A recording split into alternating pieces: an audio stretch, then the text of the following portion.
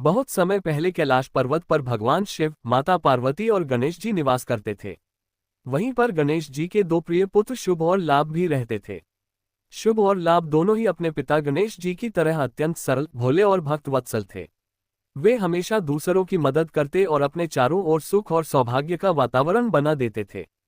कैलाश पर अक्सर ऋषि, मुनि और देवता आते जाते रहते थे। सभी गणेश जी के दर्शन करते और आशीर्वाद पाते। सबके मन में गणेश जी की वंदना गहराई से बसी होती थी। परंतु एक दिन कैलाश पर एक ऐसा प्रसंग घटा जिसने भविष्य में संतोषी माता के प्रकट होने का मार्ग प्रशस्त किया। एक पावन पर्व पर देवलोक में एक महान यज्ञ का आयोजन हुआ। इंद्रदेव ने सभी देवताओं, सिद्धों, गंधर्वों और दिव्य शक्तियों को इस यज्ञ में शामिल होने के लिए आमंत्रित किया। गणेश जी को भी विशेष आग्रह भेजा गया, क्योंकि बिना गणेश जी की वंदना कोई भी शुभ कार्य पूर्ण नहीं माना जाता।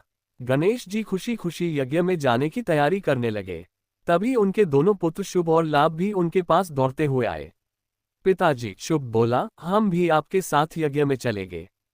हमने आज तक कोई देव यज्ञ नहीं देखा। लाभ ने भी कहा, जी पिताजी, कृपया हमें भी साथ ले चलिए। हम भी देवताओं का आशीष पाना चाहते हैं। गणेश जी अपने दोनों पुत्रों को देखकर मुस्कुराए। वे जानते थे कि यज्ञ स्थल पर बहुत बड़ी भीड़ होगी और बच्चे संभवतः असुविधा महसूस करें, लेकिन उनके मन की इच्छा देखकर उन्होंने मना नहीं किया।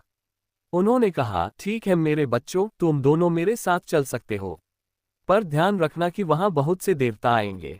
विनम्र रहना और किसी का अपमान न करना। शुभ और लाभ खुशी से उछल पड़े। जब वे यज्ञ स्थल पहुंचे तो वहां का दृश्य अद्भुत था। चारों ओर दिव्य प्रकाश, देवगणों का आगमन, मंत्रोच्चारण के स्वर और यज्ञ कुंड से उठती हुई सुगंध। इंद्रदेव ने स्वयं आगे बढ़कर गणेश जी और उनके पुत्रों का स्वागत किया। सभी देवताओं ने उन्हें प्रणाम किया। शुभ और लाभ ये देखकर अभिभूत हो गए। यज्ञ शुरू होने पर सभी देवता अपनी अपनी शक्तियों और गुणों के अनुसार आहुतियां दे रहे थे। वातावरण अत्यंत पवित्र और मंगलमय था। यज्ञ के बाद देवताओं ने प्रसाद ग्रहण किया। यही वह क्षण था जहां इस कथा का नया अध्याय प्रारंभ हुआ। यज्ञ के अंत में सभी को दिव्य प्रसाद बांटा जा रहा था। हर देवता को उनके स्थान और गुणों के अनुसार प्रसाद प्रदान किया जा रहा था। तभी नारद मुनि मुस्कुराते हुए शुभ और लाभ के पास आए और बोले, वत्स, यज्ञ का प्रसाद प्राप्त करना बड़े सौभाग्य की बात है। तुम दोनों भी प्रसाद लो। शुभ और लाभ अत्यंत प्रसन्न हुए। उन्होंने हाथ आगे बढ़ाए, परंतु ठीक उसी समय इंद्रदेव की परिषद में से कुछ देवगण आपस में बोल उठे, अरे, ये प्रसाद तो विवाहित देवों और देवियों को दिया जाता है। शुभ और लाभ तो अभी अविवाहित हैं। इन्हें इस प्रकार का प्रसाद नहीं दिया जा सकता। उनकी बात सुनकर शुभ और लाभ थोड़ा सकुचा गए। नारद मुनि ने मुस्कुराते हुए पूछा, तो फिर इनके लिए कौन सा प्रसाद उपयुक्त होगा? देवगण बोले, इनकी पत्नी नहीं है, इसलिए इनके लिए ऐसा कोई प्रसाद निर्धारित नहीं है। ये सुनते ही नारद मुनि को हंसी भी आए और गंभीरता भी। वे तुरंत शुभ और लाभ के पास आए और बोले, वत्स, क्या तुम चाहते हो कि तुम्हारी एक ऐसी माता हो जो विशेष रूप से तुम्हारे लिए प्रकट हो और तुम उन्हें अपनी भक्ति से प्रसन्न कर सको? शुभ और लाभ दोनों ने एक साथ कहा, हाँ, हमें भी अपनी माता चाहिए जो हमारी रक्षा करे और हमें अपने स्नेह से आशीर्वाद दे। गणेश जी यह सब सुन रहे थे। अपने पुत्रों की इच्छा जानकर वे अत्यंत प्रसन्न हुए। उन्होंने शुभ और लाभ से कहा, मेरे प्यारे पुत्रों, यदि तुम सच्चे मन से इच्छा रखो तो ईश्वर स्वयं तुम्हारे प्रेम के कारण नई शक्तियों को प्रकट करते हैं। जाओ और अपनी भक्ति से ध्यान लगाओ। शुभ और लाभ शांत मन से ध्यान मुद्रा में बैठ गए। उन्होंने न तो किसी देवता का नाम लिया, न किसी तत्व का। उन्होंने बस यही कहा, हे परमशक्ति, हम बस एक ऐसी माता चाहते हैं जो हमें प्रेम दे, हमारी रक्षा करे और करुणा रूप से हमें अपनाए। उनकी भक्ति निर्मल थी, किसी स्वार्थ, भय या इच्छा की मिलावट के बिना। उनकी भक्ति के स्वर ब्रह्मांड में अनुगूंजने लगे। देवताओं ने देखा कि आकाश में दिव्य प्रकाश फैलने लगा है। मंत्र स्वर स्वयं उत्पन्न होने लगे। दिशाएं चमकने लगीं। आखिर वह क्षण आया जब एक दिव्य स्त्री शक्ति का प्राकट्य हुआ, जिसके मुख पर संतोष, हृदय में करुणा और आंखों में मातृत्व की चमक थी। उस दिव्य स्वरूप से 3 गुण प्रस्फुटित हो रहे थे, प्रेम, शांति और संतोष। देवता झुक गए। गणेश जी ने हाथ जोड़कर कहा, माता, आपका प्रकट होना हमारे लिए आशीर्वाद है। वह मुस्कुराई और मधुर स्वर में बोली, मैं संतोष की देवी हूँ, संतोषी माता। मुझे इन दोनों बच्चों की निर्मल भक्ति ने प्रकट किया है। अब से ये मेरे पुत्र हैं और मैं इनकी सभी इच्छाएं पूर्ण करूंगी। शुभ और लाभ उनके चरणों में गिर पड़े। उनके मन में अवर्णनीय आनंद उमड़ आया। संतोषी माता ने अपने दोनों पुत्रों शुभ और लाभ के सिर पर हाथ रखा। उनके स्पर्श मात्र से वहां उपस्थित सभी देवता अपार शांति का अनुभव करने लगे। माता बोली, जहां शुभ और लाभ का वास होगा वहां मैं स्वाभाविक रूप से उपस्थित रहूंगी। जहां गणेश जी की पूजा होगी वहां मेरा स्मरण भी अवश्य किया जाएगा, और जहां भी कोई भक्त सच्चे मन से संतोष चाहता है मैं वहां अपना आशीष दूंगी।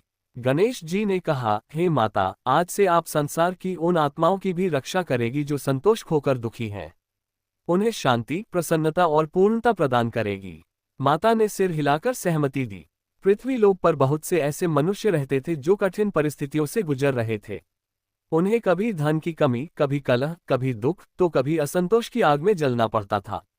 संतोषी माता ने अपनी दृष्टि धरती की ओर डाली और बोली, अब समय है कि मैं मनुष्यों को भी आशीर्वाद दूं, उन्हें संतोष और सुख का मार्ग दिखाऊं। उनके हृदय में करुणा उमड़ पड़ी। उन्हें देखने की चाह रखने वाली अनगिनत आत्माएं उनके आगमन की प्रतीक्षा कर रही थीं।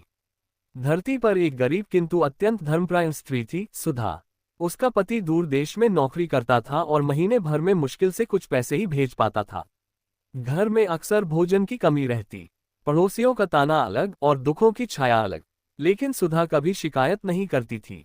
वह दिन रात ईश्वर का स्मरण करती और कहती, हे प्रभु, मुझे बस इतना चाहिए कि मेरे मन में संतोष बना रहे। एक दिन जब वह अत्यंत दुखी मन से रो रही थी, तभी रात में उसके सपने में एक दिव्य माता प्रकट हुई। माता ने कहा, सुधा, मैं संतोषी माता हूँ। तुम्हारा हृदय निर्मल है, तुम एक व्रत रखो। संतोषी माता का शुक्रवार व्रत और सच्चे मन से मेरी भक्ति करो। तुम्हारे घर में सुख, समृद्धि और शांति स्वतः आएगी। सुधा सपने से उठी तो उसका हृदय आनंद से भर गया। वह अगले शुक्रवार से माता का व्रत करने लगी। कुछ ही दिनों में घर में खुशहाली आने लगी। पति की नौकरी स्थिर हुई, पैसों की कमी दूर हुई और मन में शांति का उजाला फैलने लगा। ये चमत्कार आसपास के लोगों तक पहुंचा। लोग पूछने लगे, हे बहन, तुम्हारी यह खुशहाली कैसे लौटी? सुधा बोली, ये सब संतोषी माता के व्रत और उनके आशीर्वाद का फल है। जो भी उन्हें सच्चे मन से पुकारे, माता उसकी रक्षा करती है। धीरे धीरे संतोषी माता की महिमा दूर दूर तक फैल गई। जिनके घरों में कलह था वहां शांति आने लगी। जिनके मन में लालच था वह संतोष में बदलने लगा। जिन्हें आर्थिक संकट था, धीरे धीरे वह दूर होने लगा। लोग कहने लगे, संतोष ही सबसे बड़ा धन है, और जब माता संतोषी खुश होती है तो जीवन पूर्णता से भर जाता है। संतोषी माता ने सभी भक्तों को 3 बातें सिखाईं। संतोष, मन की शांति का द्वार। शुद्धता, भक्ति का आधार। सरलता, जीवन की सच्ची शक्ति। इस प्रकार माता के उपदेशों से लोगों के जीवन में दिव्यता आने लगी। देवताओं ने देखा कि संतोषी माता की कृपा से पृथ्वी पर संतुलन बढ़ रहा है। लोग लालच छोड़कर भक्ति की ओर अग्रसर हो रहे हैं। कलह कम हो रही है और घर परिवार में प्रेम बढ़ रहा है। तब देवगणों ने जाकर ब्रह्मा जी, विष्णु जी और महादेव से कहा, हे देवों, संतोषी माता के प्रकट होने से धरती तथा देवलोक दोनों में संतुलन और शांति बढ़ रही है। उनकी शक्ति को मान्यता दी जाए और उन्हें देवियों की श्रेणी में विशेष स्थान दिया जाए। त्रिदेवों ने एकमत होकर घोषणा की, आज से संतोषी माता मानव मात्र की संरक्षिका, संतोष और शांति देने वाली दिव्य शक्ति के रूप में पूजित होंगी। सभी देवता, सभी लोग और सभी जीव उनकी महिमा को स्वीकार करेंगे। इस प्रकार संतोषी माता को दिव्य सम्मान प्राप्त हुआ। कैलाश पर्वत पर शुभ और लाभ माता संतोषी के साथ रहने लगे। माता उन्हें अत्यंत प्रेम करती थी। शुभ और लाभ जहां भी जाते, माता की छाया उनके साथ रहती। गणेश जी भी अत्यंत प्रसन्न हुए कि उनके पुत्रों को इतनी दिव्य माता का स्नेह प्राप्त हुआ। उन्होंने आशीर्वाद दिया, जहां भी शुभ और लाभ का स्मरण होगा वहां संतोषी माता का संरक्षण अवश्य रहेगा। इसी कारण आज भी बहुत से लोग गणेश जी के साथ शुभ लाभ और संतोषी माता का स्मरण करते हैं। संतोषी माता की उत्पत्ति किसी युद्ध, तप या दैवीय संघर्ष से नहीं हुई, बल्कि 2 बच्चों शुभ और लाभ की निर्मल इच्छा से हुई। उनकी भक्ति ने संसार को एक नई माता दी, संतोष की माता, करुणा की माता और सरलता की देवी संतोषी माता। जो भक्त उन्हें सच्चे मन से पुकारता है, उन्हें घर परिवार में शांति, संतोष, सुख, समृद्धि अवश्य प्राप्त होती है। कथा का संदेश, सच्चे मन का संतोष ही सबसे बड़ा धन है। अगर आपको यह वीडियो अच्छा लगा हो तो लाइक और सब्सक्राइब करें और अपने दोस्तों को शेयर करते हुए एक अच्छा सा कमेंट भी अवश्य करें। धन्यवाद।